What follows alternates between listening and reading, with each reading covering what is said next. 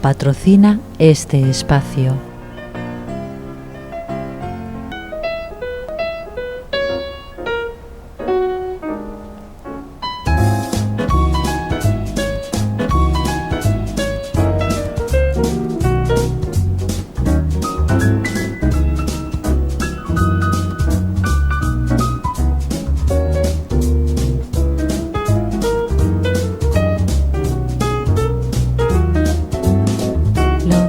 De cada casa.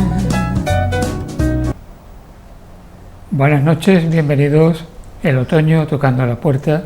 Se nos fue prácticamente el verano, este verano de 2004. Excesivamente caluroso, diría yo, un mes de agosto que ha batido todas las marcas y que a más de uno nos ha tenido encerrado porque no soportamos el calor. Y yo creo que realmente es un problema que el ser humano va a tener que ir adaptándose a temperaturas que no eran normales hasta ahora.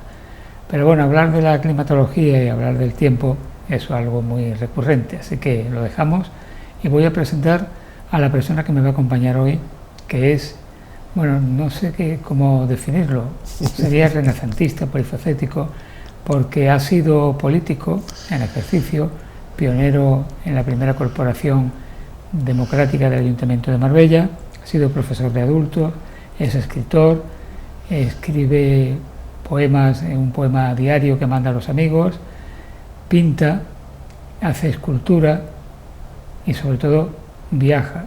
Él dice que es ex de casi todas las cosas, pero yo creo que está súper activo. Rafael García Conde. Rafael, bienvenido. Gracias, Paco, por tu invitación. Es un placer estar aquí contigo. ¿Cómo te ha ido el verano?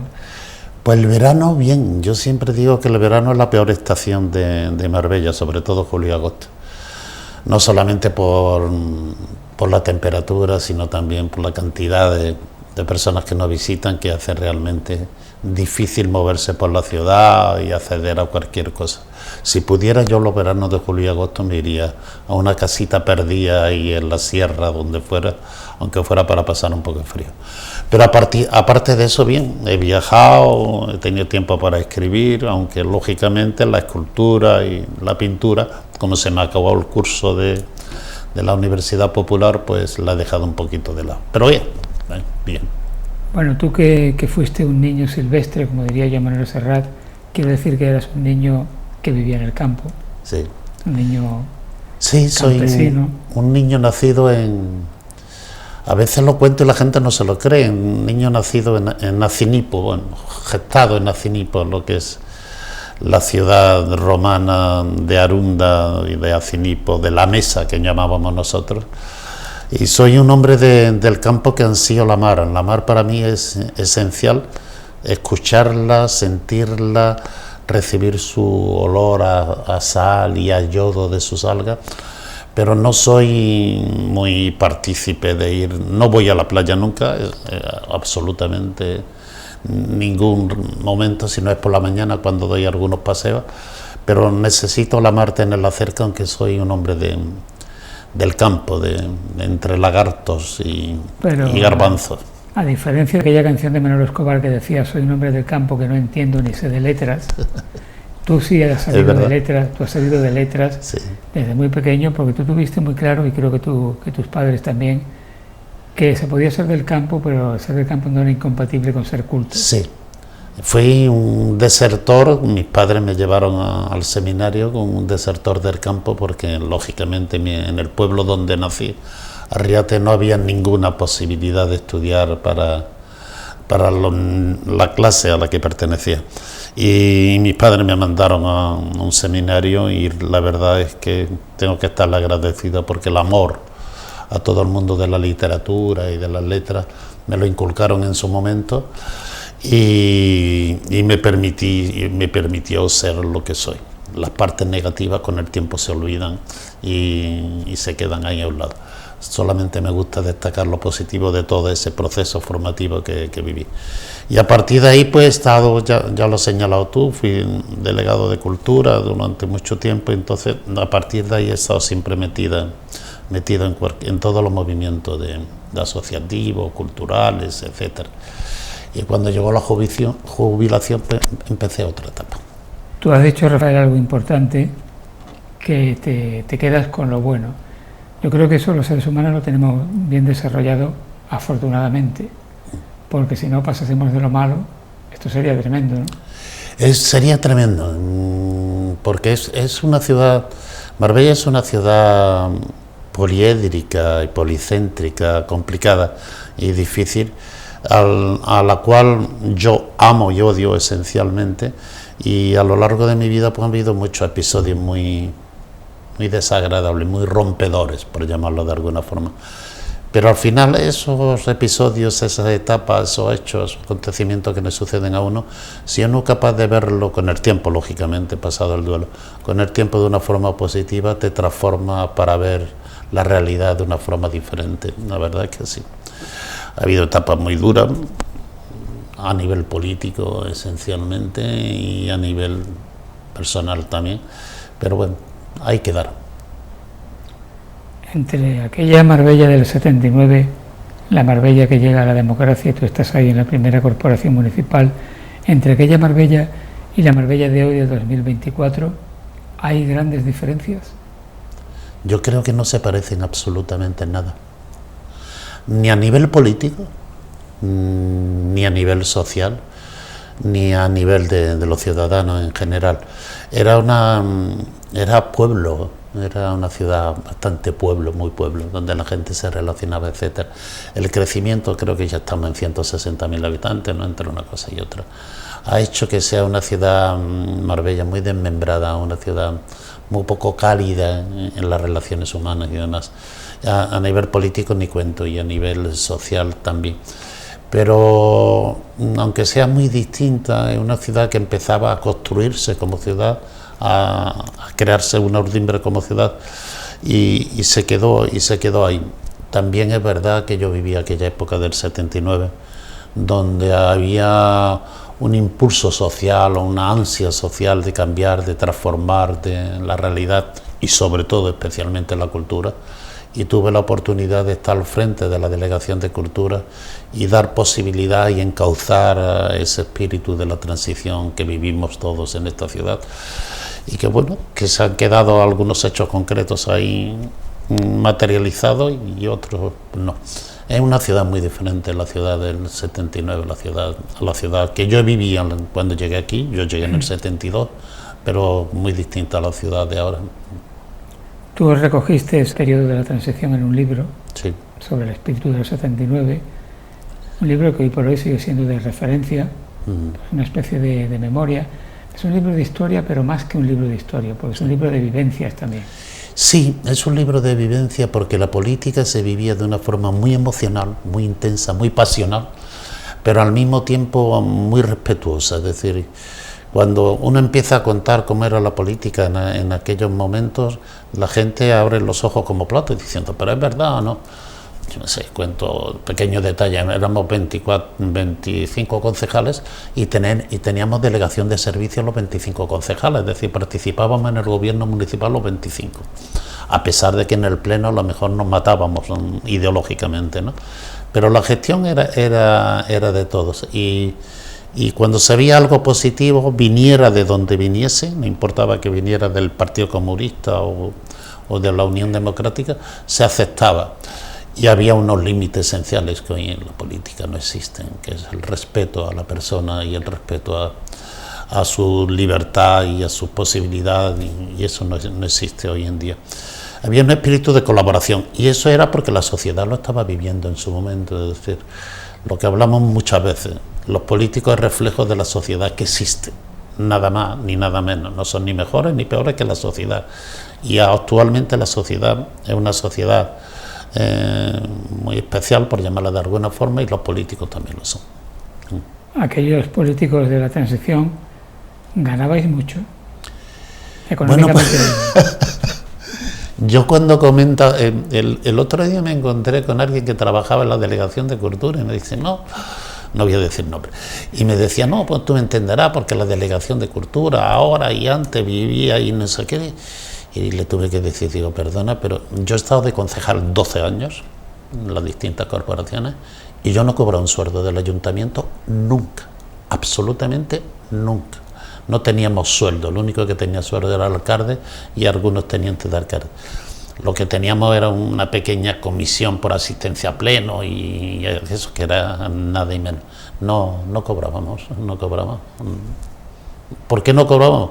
¿Y cómo vivíamos? Pues yo vivía de compatibilizar mi profesión como profesor y en mis tiempos libres ejercía de político, pero no dejé nunca en ningún momento de ser profesor, en nada, en absoluto. ¿Por qué crees tú, Rafael, que los políticos en líneas generales tienen ante la opinión pública tan mala imagen cuando ser político es algo estrictamente necesario en la sociedad? Sí. Debería ser un oficio, digamos, o una manera de actuar en la sociedad muy respetada. Sin embargo, no lo es. ¿Por qué? Porque toda sociedad necesita un chivo expiatorio. Y entonces el chivo expiatorio ahora mismo de todos los males de la sociedad, de lo que pasa, son los políticos. Pero además con una mirada muy cicatera, muy localista, muy concentrada. Es decir, políticos hay a miles, me refiero a que ejerzan la actividad política. Pero cuando a mí me hablan de políticos, siempre hablo de un ejemplo. Pienso en el alcalde del pueblo donde nací, de Arriate, de los concejales, o de Ojén y de Monda y de estos pueblos de alrededor, y digo, pero están dedicados a la vida de su pueblo en cuerpo y alma y cobran una miseria y nadie lo valora. Lo que pasa es que lo que aparece en la prensa son los 4 corruptos de grandes políticos, de grandes estamentos políticos, y todo el mundo necesita eso para justificar lo que él hace o lo que él deja de hacer. Yo creo que hay muchos gobernantes en nuestro país que se dejan el cuerpo en la actividad política, que aman a su ciudad, que aman a su pueblo y que no aparecen en la prensa porque simplemente trabajan. Me acuerdo el otro día en la velá en Istán, que de pronto me dice José Miguel el alcalde, dice, espera, te dejo, Rafael, porque voy a encender las velas. Digo, ¿que tú qué vas a qué? Dice, sí, pero yo voy a encender todas las velas que hay en el pueblo aquí acompañado. Digo, pero no tiene a nadie que encienda las velas. Dice, yo y mi teniente alcalde. Y se fueron los dos a encender las velas, es decir, del pueblo.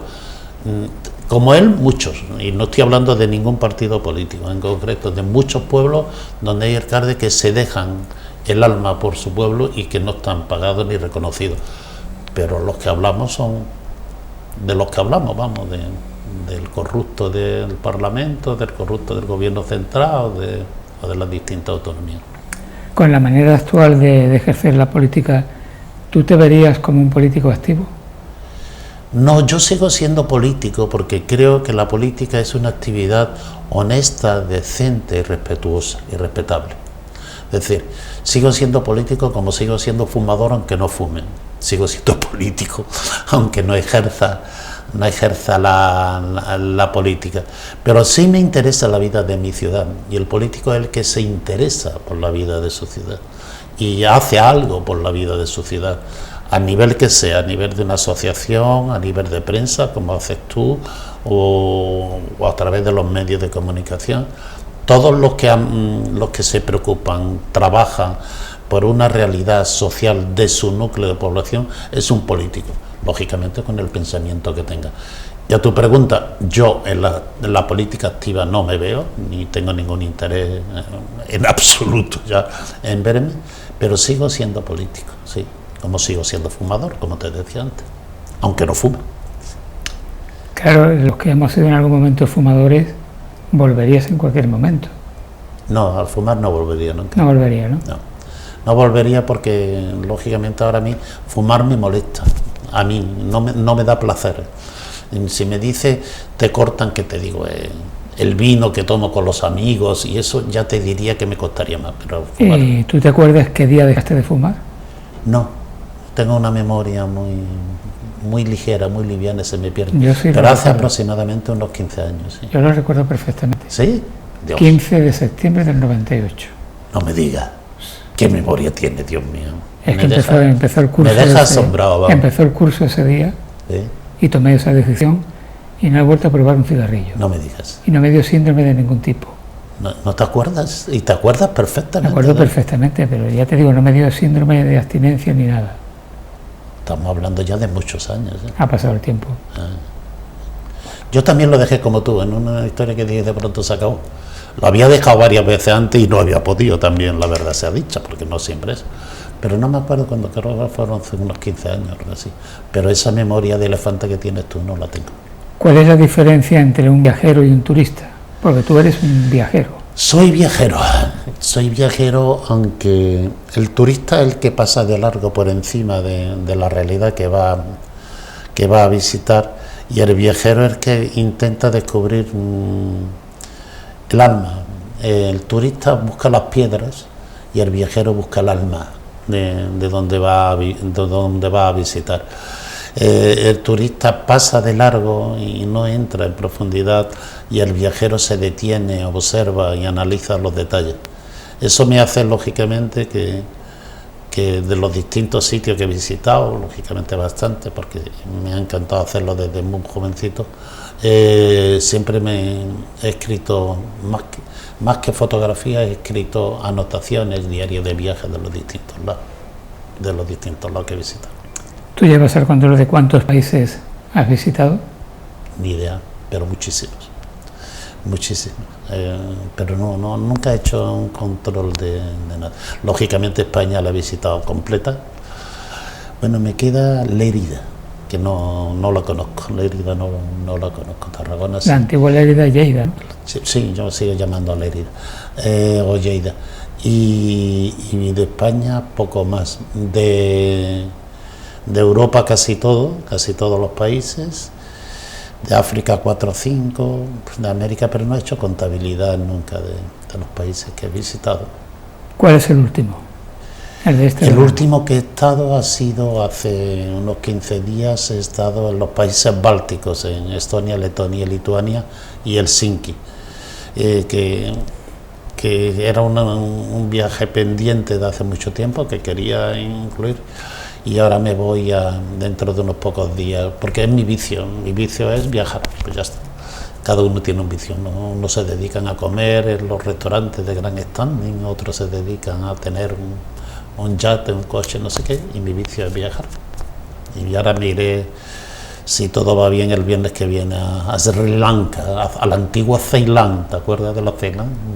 Pues me iré el viernes que viene, me iré unos días. Claro, tú no te vas ahí al lado, que no vas al lado, no vas aquí cerca, sino lejos, y eso entiendo que tiene un coste económico elevado, o no es caro viajar. No, es decir, yo entre otras cosas hago viajes pues con Mundo Senio, con Mandiplan, o con los viajes que organizan las comunidades y las distintas comunidades de Andalucía, etcétera. Y no son viajes caros, todo incluido, hago viajes ahora todo incluido, porque entre otras cosas la economía, pero también la edad, ya no tenemos novedad de eso. Y no es especialmente caro. Yo puedo decir que el viaje, por ejemplo, a Sri Lanka, que son 12 días, me sale por 1.400 euros, por darte números. Y el viaje que he hecho, esos son intimidades, pero no me importa. El viaje que he hecho ahora a los países bálticos ha salido por 1.000 euros todo incluido. 1.000 euros todo incluido. Es dinero, yo sé que es dinero, pero para un jubilado que no tiene especialmente ningún vicio, nada más que ese, me refiero a un jubilado como nosotros, que somos profesores, se puede mantener sin excesivo. Hombre, hago 2 o 3 viajes al año, tampoco más, pero bueno. Fruto de esos viajes hay una producción literaria que, aunque tú no publicas oficialmente, pero sí la distribuyes entre amigos, quien quiera leerlo lo puede leer. Sí. Y es muy interesante porque tú no te limites a describir o a reseñar aquello que ves, sino que imprimes tus sentimientos de aquel momento en torno a los lugares que has visitado. Sí. Y eso le da una connotación literaria que hace de ese libro de viaje tuyo, de ese diario de viaje, algo diferente. Sí, es diferente porque, a ver, algunos disfrutan haciendo fotos y yo disfruto tomando notas, pero no tanto de la piedra, sino del alma, es decir, de los detalles, de los pequeños detalles. De pronto veo un grupo de gorriones en el agua, en el puente, y me sirve como anotación. El mundo de los sentimientos, de las emociones, de otro ámbito. Lo escribo y no tiene nada más que un para qué. De vez en cuando me pregunto para qué lo escribo, aparte de compartirlo con los amigos. que lógicamente lo comparto con todo aquel que tiene algún interés, lo escribe un poco para sacar a la luz los sentimientos y las emociones que he tenido durante ese viaje. Y me obliga, por otro lado, previamente a fijarme en detalles, en cosas, en estar muy despierto, muy curioso, muy observador, para ver cómo me llama la atención ese tipo de cosas. Así tengo escrito, pues creo que cerca de 20 diarios de viaje entre una cosa y otra, que están ahí, que están ahí como si el que enseña su álbum. Yo, en vez de enseñar un álbum, os castigo a los amigos mandando el diario, pero nada, así. Bueno, como los amigos conocemos desde hace mucho tiempo tu estilo literario, Sí. no hay ninguna duda que lo escribes tú. Sí. Porque claro, hoy día hay que dudar si lo ha hecho el autor o la inteligencia artificial. Sí, me sorprendió muchísimo. Hace 2 meses, el hijo de una amiga me estuvo hablando de la inteligencia artificial, de programas que había, me enseñó y me dijo: a ver, Rafael, ¿tú quieres que te escriba un cuento ahora? Digo, bueno, dime 3 palabras. Y le dije, pues, ballena, hormiga y eucalipto. Ballena, hormiga y eucalipto. Lo metió en el programa y a los 5 minutos tenía un cuento de 3 páginas, era aproximadamente 3 folios, completísimo, de una hormiga perdida en la arena, que de pronto se encuentra una ballena, no sé qué, y realmente interesante. Digo, ¿dónde vamos a llegar? No, es como un guiso, meter los ingredientes Ya está, y sale el plato cocinado. el plato cocinado hecho. Tú pides un soneto, le introduces 4 aspectos de la persona y te hace un soneto sobre la persona. Sí. A mí me da un poco de miedo eso. A mí también, a mí me da miedo. Pero quizás porque soy muy viejo también. Sí, porque lo que no esperaba yo, que lo que define al hombre, lo que nos define como hombre, es la capacidad que tenemos de crear de la nada algo bello o algo interesante o algo atractivo y demás, pero que coja una máquina y sea capaz de, con 3 palabras, con 3 situaciones, crear algo, es sorprendente. Sorprendente. Es que no sé dónde vamos a llegar. Yo estoy contigo en que no sé dónde vamos a llegar. Mientras tanto seguiremos escribiendo nuestras cositas. Bueno, quizás alguien tenga la duda si estamos aquí realmente tú y yo o somos inteligencia artificial. No sé, que quede la duda. Que a lo mejor estamos aquí. Te quería preguntar también, tú ibas a venir a ese programa que hicimos, pero por una cuestión particular no pudiste estar. El recuerdo para José Manuel Bermudo, que se nos marchó hace unas cuantas semanas. Sentí mucho no poder estar aquí. Estaba precisamente de viaje en los países bálticos, porque Bermudo es para mí una persona entrañable. Cuando se me marcha alguien tan cercano, siempre me quedan 2 sensaciones, aparte lógicamente de la tristeza. La sensación de todas las posibilidades perdidas con él, que no realicé, porque me parecía y me sigue pareciendo una persona de una profundidad humana increíble. Aparte de su socarronería, porque era socarrón como él solo, su perspicacia y su visión de la realidad, de lo que había detrás de la realidad, pues me queda esa sensación de no haber tenido más momentos de profundizar en esa amistad. Y eso me produce un poco de dolor y de duelo. Y después me queda pensaba el otro día, durante el funeral que tuvimos, me dediqué a pensar qué me había aportado. Y me aportó las ganas de vivir que tenía. Es decir, de vivir, de experimentar, de no dejarse, de no retirarse y demás, y de estar en todos los sitios, porque estaba como periodista en todos los sitios, pero con todo el alma, con toda la inquietud, con toda la fuerza. Era muy intenso, realmente muy intenso, y muy socarrón, muy divertido, muy divertido. Es una pena, pero lo importante es que las personas que se van, que no se van, yo siempre digo que mientras Bermudo siga en mi mente, en mi corazón, no se ha ido para mí. Las personas que se van, que nos han aportado y que nos han dado, que normalmente es mucho más de lo que a veces nos creemos. Tu formación en el seminario, tu formación religiosa, Sí. siendo niño y siendo joven, y posteriormente una evolución ideológica que aparentemente era incongruente con el sentimiento religioso, Sí. se pensaba así de esa manera. ¿De qué manera te marcó o qué pozo te dejó?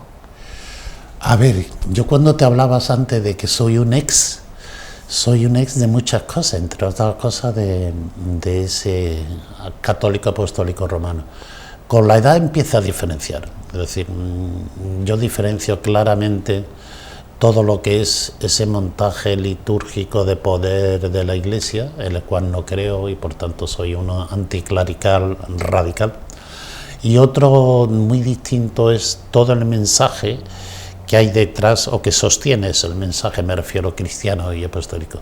El mensaje es algo que es importante destacar y valorar. A mí ese espíritu humano de acercamiento a los demás y demás, de igualdad, yo creo que me conectó bastante con otro ex que soy es marxista también, que yo tampoco creo en el marxismo, pero que no creo que sea contradictorio. Es decir, se puede ser un ferviente creyente, no en la superestructura, y al mismo tiempo se puede ser un ferviente creyente en toda la historia de la solidaridad, la humanidad y el marxismo. Es perfectamente encajable, no creo que sea contradictorio si se eliminan esos aspectos. Y eso me llevó lógicamente a pasar de una cosa a otra, al mundo sindical y al mundo político y todo más. Una pregunta aparentemente tonta. No haces preguntas tontas nunca, Paco, ¿eh? Bueno, pero puede parecerlo. puede parecer. ¿Qué es mejor, una dictadura de izquierdas o una dictadura de derechas? Las dictaduras son malas todas. De entrada, las dictaduras son malas todas. Pero yo estuve en la Unión Soviética cuando era Unión Soviética. Era una dictadura. Y por tanto, y yo le decía a la guía con la cual hablé mucho, decía, fíjate, yo aquí no puedo vivir, porque yo necesito para vivir la libertad, y aquí no hay libertad. Pero te digo al mismo tiempo que entre que no hay libertad aquí y no había, ya estaba Franco a punto de morir, pero fue el año 74, y la dictadura de España, me quedo con la dictadura vuestra, porque aquí todos sois iguales. Y me decía ella, ¿y eso por qué? Digo, porque fíjate, yo personalmente no he encontrado un sistema perfecto. Y esto es una especie de tarta. El Estado es una tarta. Y viene alguien como vosotros, que lo trocea en trocitos y os da un trocito a cada uno. O viene alguien como nosotros, donde coge el que puede más y se lleva media tarta y deja la otra media, o la otra se la llevan todo. Está mal lo uno como lo otro, porque somos muchos seres humanos y todos tenemos derecho a tener las condiciones de calidad de vida. La vuestra es mala, yo no podría vivir aquí sin libertad, pero la que yo tenía en aquella época de la dictadura del general Franco o del fascismo que vivíamos, tampoco es buena. No es buena ninguna de las dos, pero si me pone a elegir, me quedo con la de izquierda. ¿Te quedas con la de izquierda? Sí. Aunque suene mal, pero bueno. No, es una opinión. Te decía esto porque últimamente pues en España se habla de la dictadura venezolana. Bueno, hay unos que hablan de la dictadura venezolana y otros que se resisten a denominar al régimen de este hombre una dictadura. Y yo me pregunto, si se violan los derechos humanos, si se tortura, si se asesina, ¿es igual de malo que sea de derecha o de izquierda? Sí. Por eso digo que las dos son malas. Pero la hipocresía social en la cual vivimos, y nuestros gobernantes intentan vendérnosla a través de determinados medios de comunicación que la venden, no diferencian. Porque vamos a ver, la dictadura venezolana es mala, pero la dictadura de Arabia Saudí también, ¿vale? Y yo no sé cuál de las dos es peor, son dos malas. Pero a lo mejor en la dictadura venezolana, me decía hoy un periodista, hay gobernadores que son de la oposición y alcaldes que son de la oposición, han sido elegidos de la oposición, poquito, pero lo hay. esa situación no se puede trasladar, que te digo, a una Arabia o otros países más cercanos que tenemos, donde existe otra dictadura, pero no hablamos de ella.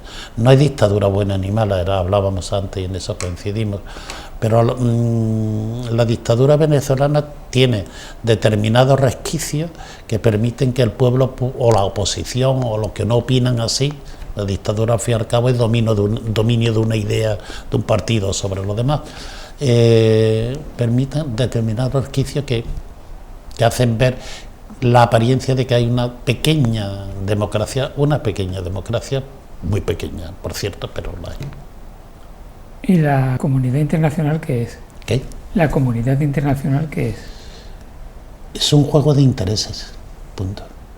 Es un juego de poder, punto. Y donde cada uno juega a pensar en lo suyo. Yo siempre digo que esto no puede funcionar porque todo el mundo piensa en lo suyo menos yo, que pienso en lo mío, y por tanto no puede funcionar. Y en la comunidad internacional cada uno defiende los intereses. Es decir, el ejemplo más concreto que tenemos actualmente es: a Rusia se le bloquea, a Rusia se le condena, a Rusia sus deportistas no pueden participar, a Rusia no se le permite el petróleo, pero tenemos a Israel que está haciendo lo mismo. Y sin embargo, nadie dice bloqueemos los intereses comerciales de Israel, y está en un genocidio total con el pueblo palestino. Es una hipocresía total, es decir, nos pretenden vender algo que no es comprable, no es vendible en absoluto, porque un bloque defiende unos intereses y otros. Pero ¿dónde queda la justicia y los derechos humanos de esa población palestina que ya va por 40.000 asesinados? ¿Dónde queda? En pleno siglo XXI. No, yo tampoco lo entiendo, Paco. Por supuesto, la ONU. Es que es muy complicado, digo yo, que tiene que ser complicado lo que está en la ONU, porque la ONU al fin y al cabo es el poder de los que pueden poner veto, de los países que pueden cortar y decir esto no se habla, esto no se aprueba, esto no se decide, y si no, no te doy dinero, fondo que te doy, claro. Entonces, es al fin y al cabo el monopolio del poder por parte de, que son 6 países los que tienen el derecho a veto, ¿no? Y por tanto no creo que puedan llegar mucho más de lo que llegan. Hay que ver el esfuerzo que hacen todas las ONG que hay alrededor de la ONU, que es alabable y defendible y hay que apoyar, pero la estructura de poder es mala, muy mala. Nació con buenas intenciones, pero como todo se abortó. Bueno, para que nadie diga que no mencionamos a todos los sectores, digamos, el Papa actual, contestado por amplios sectores dentro de la propia Iglesia Católica. Sí. ¿Cómo ves tú la figura de Francisco? Pues es un intento de cambiar imposible de realizar. Yo creo que la estructura de la Iglesia no le va a permitir a ningún Papa cambiar el sentido de la Iglesia en absoluto, ninguno, ni nuestro célebre Juan Pablo era, no, Juan XXIII fue, ¿no? Juan XXIII. El Vaticano II. El Vaticano II, ni el Padre Francisco. Yo le creo un hombre bien intencionado, que quiere hacer algo, pero que no quiere atacar las raíces profundas de toda la jerarquía, de todo el poder de la Iglesia y de toda la estructura de la Iglesia. Lo esencial no quiere tocarlo. Me refiero al papel de la mujer en la Iglesia, me refiero al poder de los obispos, esa estructura piramidal y demás, o todo lo que han realizado en relación con los derechos de género y demás. Quiere hacer algo, pero no creo que la estructura le permita hacer algo. Y entonces se queda en una bondad que la tiene y en unas intenciones muy buenas que la tiene, pero que no encuentra la forma de llevarla a realidad. Eso es lo que pienso del Papa Francisco. Últimamente ha salido algún obispo, diciendo que al Papa habría que excomulgarlo. No sé si un obispo es real o no es real, porque en esto también hay bastante de falsedad, como en las noticias. Ya. Yo creo que esos son detalles de determinados verrugas que le sale a la Iglesia y que la Iglesia quiere apagar y no puede apagar, pero no tiene más importancia, más trascendencia. Solamente es un juego para los medios de comunicación que no hablamos de ello, pero uno de los grandes responsables del deterioro social que existimos son de los medios de comunicación,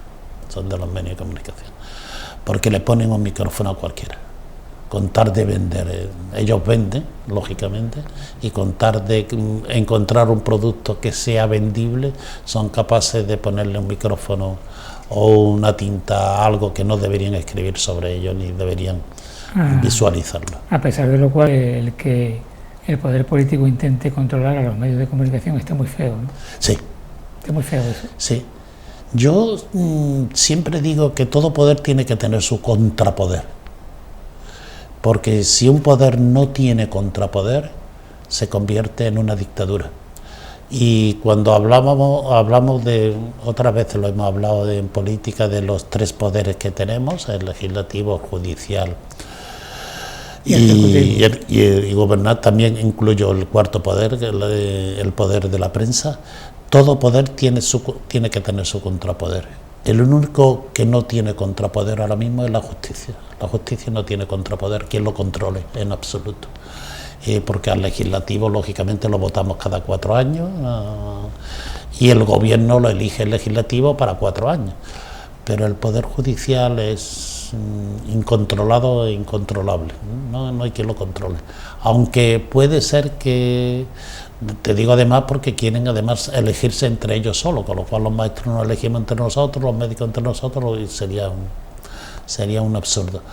Pero la prensa tampoco tiene un contrapoder. El poder político no intentará controlar la prensa a través de las subvenciones, a través del dinero que le da, pero siempre hay alguien que te saque a la patita fuera del plato, siempre.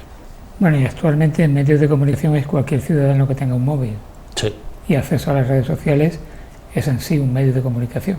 Sí, y muy peligroso, muy delicado, porque llega a muchos lados y no tiene control de ningún tipo.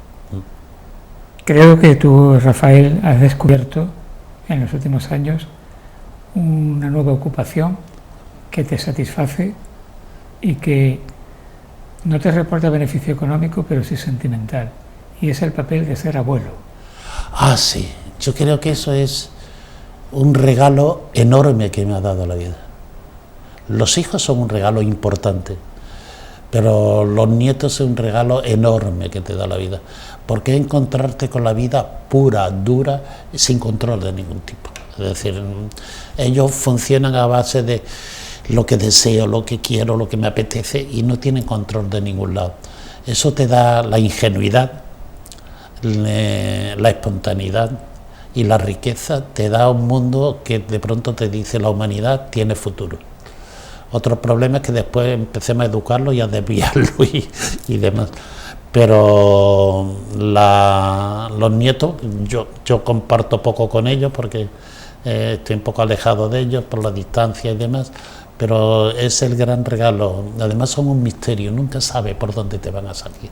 Nunca de pronto, además te lo transforman todo. Tú le dices, por ejemplo, el otro día le decía a mi nieto que tenía que compartir, decía vale, compartí, y cogía su juguete y cogía el de su prima y se llevaba los dos, decía yo compartí, y se quedaba con los dos, ¿no? Y decía yo, pero ¿cómo le explica que compartir no es? Yo creo que es el gran regalo de la vida, los nietos, sobre todo cuando son pequeñitos, antes de los 7 años. Después de los 7 años empiezan a cambiar un poco. ¿A partir de los 7? Sí, yo creo que sí. Digo los 7 como una edad top. Claro, los 7 es cuando se decía que se adquiría el uso de razón. Sí, cuando entra la razón acaba la ingenuidad, la inocencia y la libertad. Tu faceta de artista plástico, ¿por qué llegas tú a la pintura y posteriormente a la escultura? Pues llego a la pintura y a la escultura porque soy de lo que opino que todo ser humano, absolutamente todos los seres humanos, tienen la capacidad esencial que hablaba al principio de crear. Hay personas que crean con los bordados, hay personas que crean con la gastronomía, haciendo comida, hay personas que crean de una forma muy distinta. Y yo intento como persona muy curiosa, investigar otros campos, otras historias. Me pongo a hacer la pintura y yo lógicamente llevo 4 años aprendiendo, y yo seguiré siendo un aprendiz durante toda la vida. No seré ningún pintor de reconocida importancia, y menos vendedor. Vender ya sí que no lo lograré. Y ahora he descubierto la escultura, porque ya cuando estuve haciendo cerámica, el torno es una sensación de crear muy rápida utilizando las manos. Y ahora con la escultura, con un profesor magnífico, siempre tengo que decir que tanto en cerámica como en pintura como en escultura, los 3 profesores que he tenido han sido magníficos. Y te permiten, como no tienes ninguna obligación de hacer nada, te permiten desarrollar algo que tenemos todos dentro y que no intentamos desarrollar mucho porque creemos que no puedo hacer. Yo cuando empecé con la pintura le dije a la profesora, yo no creo porque yo tengo temblor esencial, y me decía, tú intenta. Y he aprendido a disfrutar haciendo todo ese mundo, pero yo animo a todo el mundo a que intente crear, y sobre todo cuando te jubilas y tienes tiempo, más todavía, cada uno de una forma distinta, con unos instrumentos distintos, y que busque a alguien que le enseñe con esos instrumentos, en este caso los pinceles o la espátula o los tornos, a desarrollar algo. ¿Sí? ¿Qué haces con esas acuarelas que tú pintas? ¿Qué haces? Pues la voy a tener que llevar a una ONG para que las venda eso, porque es que ya no me cabe en la casa. Se la regalo a los amigos, pero tampoco... Yo tengo una en casa. Sí, se lo regalo a los amigos, pero llega un momento que el cupo de amigos se acaba y las acuarelas siguen saliendo, sigue, porque produzco soy muy desastre, muy desorganizado, y pinto muy rápidamente. Pues sí, las regalo. He vendido unas poquitas, muy poquitas, pero fundamentalmente las regalo. Durante años, no sé si en la actualidad también, tú te retirabas al campo, una pequeña huerta, ¿no? Sí. Donde cultivabas, y además era un centro de producción de parte de tus poemas. Sí. La huerta fue un descubrimiento para alguien que viene del campo, como yo, nacido en el campo, pero que no sabía nada de la huerta, ni de cómo los tomates, ni pimientos, ni nada. Pero me sorprendía ver la vida crecer con esa rapidez que crece, desde una semillita que tú pones, de pronto aparece una flor y de pronto se convierte en un tomate, y ese tomate se convierte. Y sí, ya esa etapa de agricultor la tengo un poco dejada, casi olvidada totalmente. Han pasado una serie de circunstancias que totalmente la tengo olvidada. Pero yo entiendo la cantidad hay muchas personas en Marbella, muchos hombres sobre todo, jubilados, que se van a su campo todos los días. Yo creo que es la mejor terapia que existe. No hay una terapia mejor, ni para la familia, ni para la pareja, ni para ellos mismos. Es una terapia increíble. Conozco ya un señor que tiene 90 años. Que conozco un señor que tiene 90 años. Sí. Y coge su moto todas las mañanas y se va a su huerto. Tiene mérito, ¿eh? Y si le preguntas la vida, su rato de vida es el rato en el huerto, supongo, porque me pasaba a mí. Y sé que la experiencia de los huertos urbanos no ha funcionado muy bien, no sé por qué, pero no ha funcionado muy bien. Pero habría que incidir más en eso, en la posible experiencia de los huertos urbanos. Justamente me voy a preguntar por eso, por los huertos urbanos, y lo que tú acabas de decir, ¿por qué no ha llegado a funcionar bien?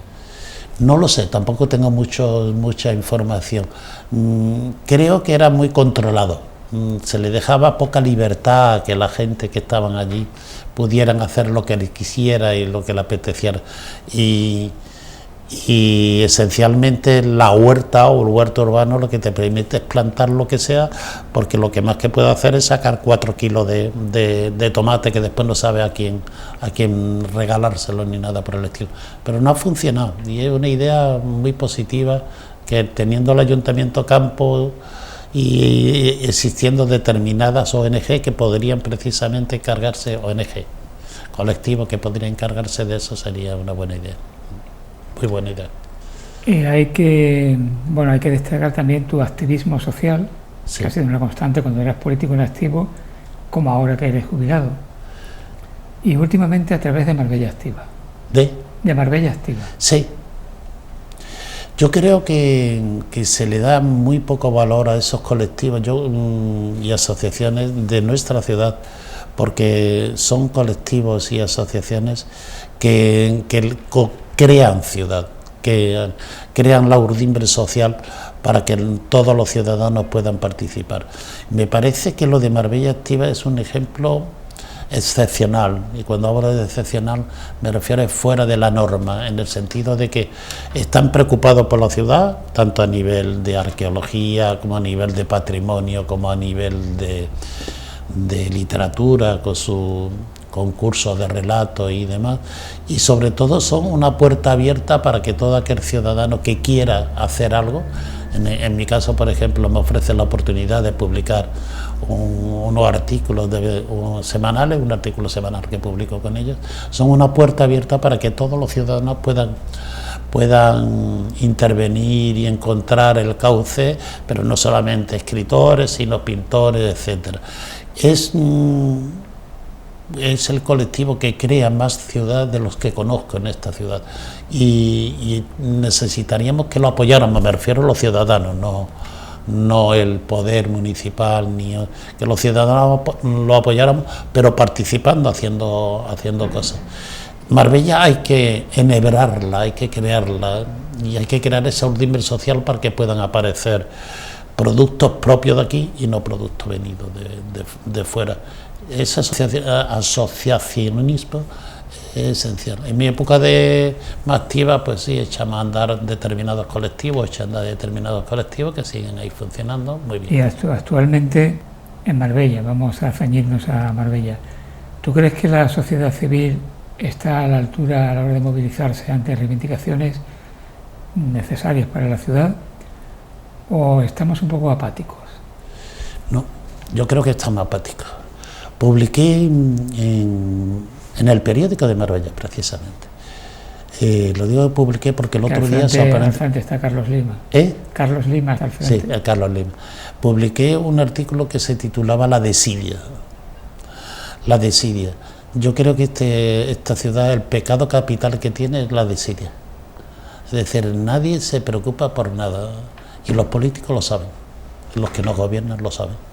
Y como saben que a la mayoría de la gente pasan olímpicamente de lo que pasa a su alrededor, sea bueno, malo o peor, se aprovechan de eso. Tú lo señalas y lo señalamos poco, es decir, implicarse en la vida social, aunque sea simplemente yendo al ayuntamiento y poniendo una hoja de reclamación, que tampoco es un gran trabajo, ¿no?, sobre algo que no funciona, sobre una calle que está en mal estado, sobre un gimnasio en teoría municipal que no lo es, sobre el transporte municipal que no llega a su hora. Es decir, yo le digo a la gente, bueno, en vez de hablarlo tomando un café, vete ya a una reclamación en el ayuntamiento, que si nos ven participando, esto funcionará de otra forma, porque yo entiendo que la política no es votar una vez cada 4 años, la política es implicarse en la vida de la ciudad. Los jubilados nos implicamos menos, pero la gente deberíamos actuar, porque la responsabilidad al final es de la gente que vota. Eso lo tenemos que aceptar, es decir, la responsabilidad final de lo que nos sucede es de los que votamos en un sentido o en otro, o de lo que no hacemos nada, absolutamente nada, por cambiar nuestra ciudad. En los tiempos actuales, los denominados apartamentos turísticos o pisos turísticos, ¿eso significa un progreso, un avance social, o es una plaga? Es una plaga, pero una plaga en el sentido... estaba terminando de escribir un artículo en relación con el plan general, porque es una plaga dentro de un modelo de ciudad que es crecimiento residencial. Es decir, hay que crecer más, con más vivienda, con más hotel, con más vivienda, con más residencia, con más historia. Y los pisos turísticos son precisamente la gran plaga, como se empieza a convertir el turismo en general, la gran plaga de la ciudad. Se está convirtiendo en eso, en una plaga. Y se justifica porque es unos ingresos de gente que no tienen, y es más mentira que realidad. Últimamente en Marbella, hablar de apartamentos turísticos es referirse a la denominada Casa del Gobernador donde parece que hay licencias para la construcción de esos apartamentos y que hay una serie de colectivos, entre ellos Marbella Activa, posicionados y reivindicando que no se lleve a cabo eso. A ver, si hay un olvido de todos los gobiernos posteriores, y me estoy hablando desde la época de Gil hasta ahora, es el patrimonio municipal. El patrimonio municipal me refiero no solamente de los bienes de suelo, sino de los bienes históricos. A nadie le preocupa. Es decir, el convento de la Trinidad está ya abandonado, cayéndose desde hace siglos. Exagero, pero bueno, desde décadas. Y nadie hace nada. Y de pronto un castillo, que cualquier ciudad daría el corazón por tenerlo con las posibilidades que tiene. Ayer me contaban de las catas que han hecho en el patio del colegio del castillo, que son insuficientes porque tenían que haber hecho mucho más. Indican una desidia por lo que nos pasa en esta ciudad. Es decir, no podemos perder el castillo. Es absurdo, es que no tiene sentido. El ayuntamiento tiene muchas fórmulas para conseguir, entre ellos la declaración de interés social, la expropiación, etcétera, porque lo puede hacer, porque es un interés cultural y patrimonial, puede utilizar esa figura que la tiene, pero no hay el más mínimo interés en defender el patrimonio.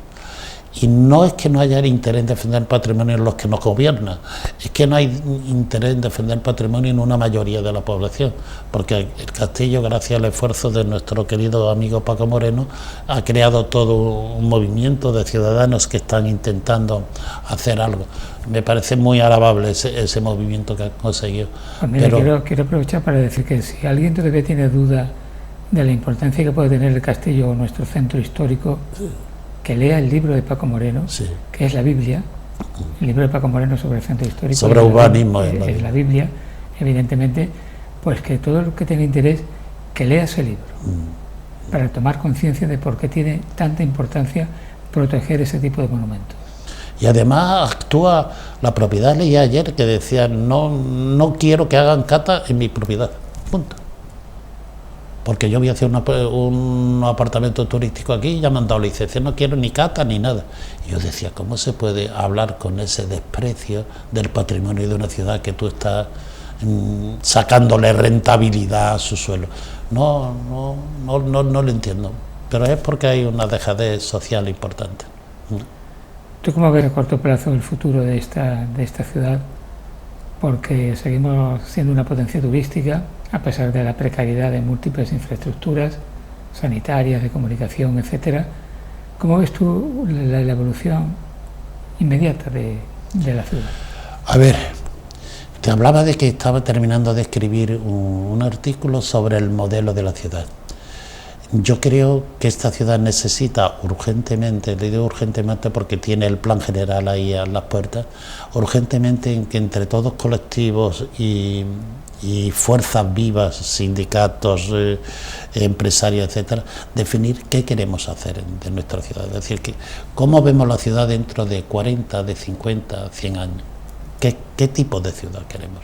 ¿Queremos más de lo mismo? Es decir, más ladrillo, más cemento, más vivienda, más etcétera. Eso es lo que queremos hasta que llegue un momento que esté ya imposible de funcionar. ¿O queremos un Silicon Valley, por ejemplo, una posibilidad de un desarrollo de industrias blandas, o por ejemplo, algo tan sencillo como una ciudad del deporte que tenga gran cantidad de suelo disponible para instalaciones deportivas, residencias de deporte, etcétera, que la hagan que no vivamos solamente en el invierno? Es decir, definir qué queremos hacer con esta ciudad, cuál es el modelo que tenemos. O esperamos a que dependamos del mercado, de las ofertas que nos llegan para construir hoteles o campos de golf. No se puede vivir en una ciudad. Yo me acuerdo que cuando estaba en un colectivo político moviéndonos, vimos el modelo de ciudad de Vitoria Gasteiz, y en 3 páginas estaba definido qué querían hacer con Vitoria en los próximos 100 años. Muy sencillo, tampoco hay que hacer algo muy complicado, ¿no? Queremos este tipo de ciudad y cuando tengamos de acuerdo haremos un plan general en base a ese modelo de ciudad.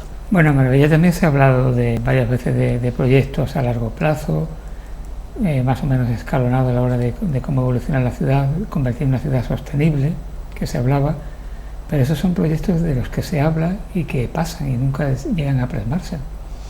Es que esos proyectos o se trasladan a un plan general o no sirven para nada. Es decir, el modelo de ciudad, yo siempre cuento el mismo ejemplo. Marbella se dice que es una ciudad del golf, siempre se ha dicho, porque hay muchos campos de golf, etcétera.